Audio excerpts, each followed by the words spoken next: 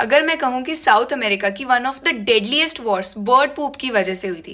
ये जो आप पत्थर देख रहे हो ना, इसे कहते हैं गुआनो।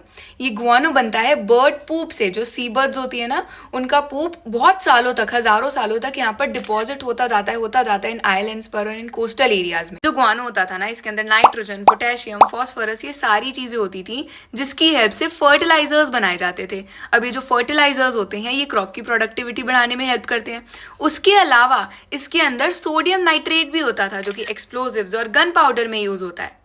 अब जैसे ही यूरोप को पता चला कि ये पूप इतनी वैल्यूएबल है, इसकी डिमांड एक्सप्लोड हो गई और इसके सबसे ज़्यादा डिपॉजिट्स मिलते हैं साउथ अमेरिका के अटाकामा रीजन में, जहाँ पर चिली, बोलिविया, पेरू तीनों के इंटरेस्ट क्लैश कर रहे थे। फिर आती है war of the Pacific. Official reasons अलग थे, लेकिन नाइट्रेट और गुआनो रिच टेरिटरीज पर कंट्रोल करना सबसे बड़ा इकोनॉमिक फैक्टर था।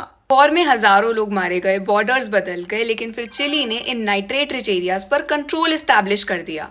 और पूप के क्रेज में यूनाइटेड स्टेट्स ने भी एक मिशन शुरू कर दिया था। 1856 में एक एक्ट पास हुआ था, गुआनो आइलैंड एक्ट। बहुत सिंपल था कि अगर कोई अमेरिकन किसी अनक्लेम्ड आइलैंड पर गुआनो ढूंढ लेता है तो वो आइलैंड अमेरिका का हो जाएगा। काफी सालों तक चिली ने खूब पैसा कमाया गुआनो और नाइट्रेट्स बेच कर, लेकिन फिर एंट्री होती है एक जर्मन साइंटिस्ट फ्रिट्ज हेबर की, जिन्हें founding father of organic chemistry भी बोला जाता है।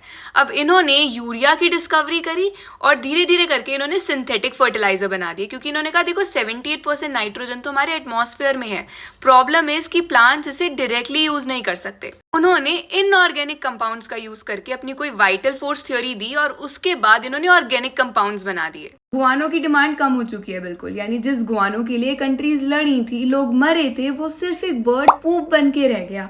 अब इससे इकोनॉमिक लेसन क्या मिलता है कि जो चीज़ बहुत ज़्यादा वैल्यूएबल होती है, जिसके लिए लोग मरने के लिए रेडी हो जाते हैं, एक सिंगल इनोवेशन के बाद, एक सिंगल डिस्कवरी के बाद वो वर्थलेस हो सकती है।